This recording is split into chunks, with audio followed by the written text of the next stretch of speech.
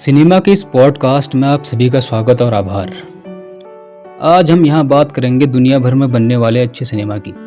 हम समझेंगे अच्छा सिनेमा मानव जाति और धरती पर सभी प्राणियों के लिए क्यों महत्वपूर्ण है। क्योंकि इंसान अभी धरती का प्रधान प्राणी है जो सबसे ऊपर बैठा है। वो चाहे तो धरती को खत्म भी कर सकता है और बहुत सुंदर भी बना सकता है। चाहे साहित्य हो, संगीत हो, पेंटिंग्स हो, ये सभी चीज़ें इंसान को और अधिक इंसान बनाती हैं और ये चीज़ें एक अच्छे सिनेमा में पाई जाती हैं। अच्छा सिनेमा मैं इसलिए कह रहा हूँ क्योंकि यह आपको एजुकेट करता है, आपकी लाइफ में कुछ न कुछ जोड़ के जाता है, आपको सोचने के लिए मजबूर करता है और दिमाग का विस्तार करता है। और एक दूसरे तरह का सिनेमा जो इस मामले में बिल्कुल विपरीत है, जिसे इंटरटेनमेंट वाला सिनेमा भी कहा जाता है।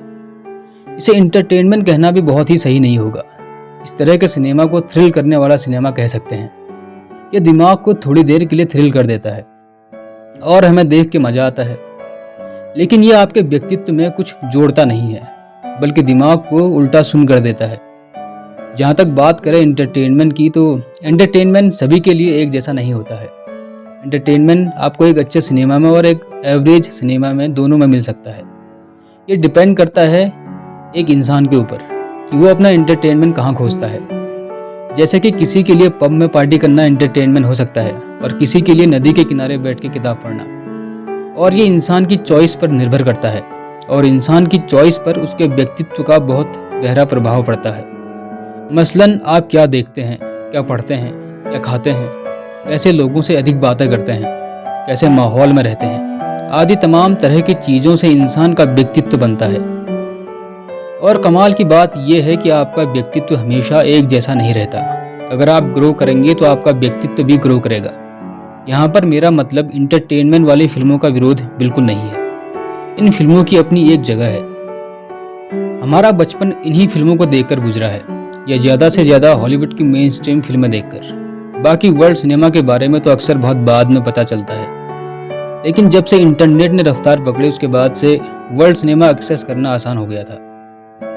हिंदुस्तान का दर्शक भी अब धीरे धीरे मैच्योर हो रहा है, क्योंकि वो दुनिया भर का सिनेमा देख रहा है। इसलिए अब उसको एक ही तरह की फिल्में दिखा के बेवकूफ़ नहीं बनाया जा सकता। ऐसा नहीं है कि बॉलीवुड में अच्छा सिनेमा नहीं बना है। अच्छी फिल्में पहले भी बनती थी और अब भी बनती हैं। 50 और 60 के दशक में बी शांताराम ने अच्छी फिल्में बनाई। बिमल रॉय, चेतन आनंद और भी तमाम तरह के लोग थे। 70 और 80 के दशक में मणि कौल, श्याम बेनेगल, गोविंद निहलानी, कुमार शाहनी और भी कई नाम हैं जिन्होंने बहुत अच्छा सिनेमा बनाया। उसके बाद ये सिलसिला अभी भी चल रहा है। पहले हर साल लगभग 5 अच्छी फिल्में बनती थी, अब 10 से 15 हो गई हैं। उम्मीद है आगे धीरे धीरे चीज़ें बेहतर होंगी। वर्ल्ड सिनेमा की फिल्में जब देखनी शुरू की तो वो एक अलग ही अनुभव था। तो पता लगा कि दुनिया में लोग क्या क्या बना चुके हैं और क्या क्या बना रहे हैं। दिमाग हिल गया था कि फिल्में ऐसी भी होती हैं, एक्टिंग इस तरह से भी की जाती है।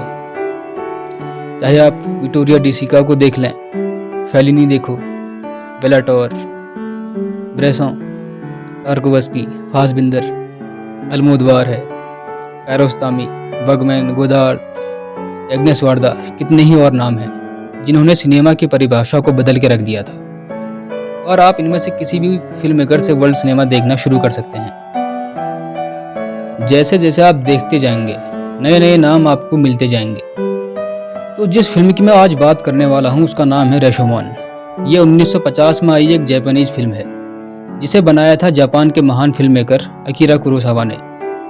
अकीरा कुरोसावा वर्ल्ड सिनेमा में एक बहुत बड़ा नाम है। इन्होंने कई बेहतरीन फिल्में दुनिया को दी हैं। जैसे कुछ नाम लूँ तो इनमें सेवन समुराई, इकिरो और रान जैसे कई नाम हैं। रशोमोन बेस है इन अ ग्रूव नाम की एक कहानी से, जिसे 1922 में लिखा था रिनोसुके अकुतागावा ने। अकुतागावा ने काफ़ी कहानियाँ लिखी, जिसमें रशोमोन नाम की एक कहानी भी है। लेकिन अकीरा कुरोसावा ने अपनी फिल्म के लिए रशोमोन कहानी से सिर्फ टाइटल और कुछ सीन्स लिए थे। रशोमोन को दुनिया भर में सराहा गया था, इसे काफ़ी अवार्ड्स भी मिले थे। जब पहली बार कोई इस फिल्म को देखेगा तो बहुत मुमकिन है कि उसका दुनिया को, अपने आसपास हो रही घटनाओं को देखने का नज़रिया बदल जाए। फिल्म का प्लॉट भी यही है कि कैसे एक सेम घटना को अलग अलग लोग अलग अलग तरीके से देखते हैं। इस फिल्म के नाम पर एक टर्म यूज होता है, रशोमोन इफेक्ट। इसके बारे में भी आप ज़रूर पढ़िए। तो मूवी की शुरुआत में रशमोन शहर का गेट दिखाई देता है जो टूट के तहस नहस हुआ पड़ा है और बहुत तेज बारिश हो रही है। रशमोन में कुरोसावा ने सिंबल्स के जरिए बहुत गहरी बातें कही हैं। वर्ल्ड वॉर 2 खत्म हुए 5 साल ही हुए थे जब ये फिल्म आई थी। वर्ल्ड वॉर 2 में जापान तहस नहस हो गया था। कुरोसावा ने इस सीन में यही सब दिखाया है कि वर्ल्ड वॉर 2 में जापान कितना प्रभावित हुआ था और उभरने में अभी कितना समय लगेगा। न्यूक्लियर एज की शुरुआत भी इसके बाद ही मानी जाती है। तो फिल्म की कहानी कुछ ऐसी है कि एक समुराई है जो अपनी बीवी के साथ जंगल के रास्ते से जा रहा है। जंगल में उसे एक डाकू मिलता है और समुराई का मर्डर हो जाता है। पहली नज़र में देखने से लगता है कि मर्डर डाकू ने किया होगा, लेकिन जब सभी को कोर्ट हाउस में बुलाया जाता है तो सभी के बयान अलग अलग होते हैं। डाकू मर्डर की एक अलग ही कहानी बताता है, समुराई की बीवी एक अलग कहानी बताती है और खुद समुराई अपनी बीवी के माध्यम से एक अलग ही कहानी बताता है। इस मर्डर को एक वुडकटर भी पेड़ के पीछे से छुप के देख रहा होता है। वो कोर्ट हाउस में कुछ नहीं बताता क्योंकि वो इन सब चक्करों में नहीं पड़ना चाहता है। जंगल जाते हुए उसका एक सीन है जहाँ वुडकटर के कंधे पर कुल्हाड़ी है। जंगल बहुत घना है और पेड़ों के पीछे से सूर्य की रोशनी कभी आ रही है और कभी जा रही है। देख के लगता है कि इस संसार में अंधेरा या बुराई कह लो जितनी भी होगी, लेकिन उजाला या अच्छाई फिर भी बची रहेगी। वुडकटर बाद में अपने साथी प्रीस्ट और एक दूसरे आदमी को मर्डर के वक्त जो देखा था वो सब सच बता देता है और उसकी कहानी भी बाकियों से अलग होती है। लेकिन अंत तक ये समझ ही नहीं आता कि कौन सच बोल रहा है और कौन झूठ, और मर्डर किसने किया है।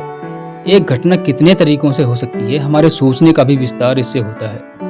हमारी असल जिंदगी में भी कई बार ऐसा होता है कि हम किसी घटना को एक ही नज़रिए से देखते हैं जबकि वो किसी अलग तरीके से भी हुई हो सकती है। फिल्म के अंत में एक सीन है जहाँ रशमोन गेट पर वुडकटर, प्रीस्ट और वो तीसरा आदमी बातें कर रहे हैं। अभी पीछे से एक बच्चे के रोने की आवाज़ आती है। शायद कुछ कपड़ों के साथ कोई उसे छोड़ के गया होता है। तीनों बच्चे के पास जाते हैं। वो तीसरा आदमी बच्चे के नीचे से कुछ कपड़े ले जाने लगता है। ह्यूमन ग्रीड किस हद तक जा सकती है यहाँ पर हमें देखने को मिलता है। वुडकटर उस आदमी को टोकता है और कपड़े ले जाने से रोकता है, लेकिन वो आदमी बोलता है कि तुमने भी तो लाश में से खंजर चुराया था, अगर मैं चोर हूं तो तुम भी तो चोर हो, और चला जाता है।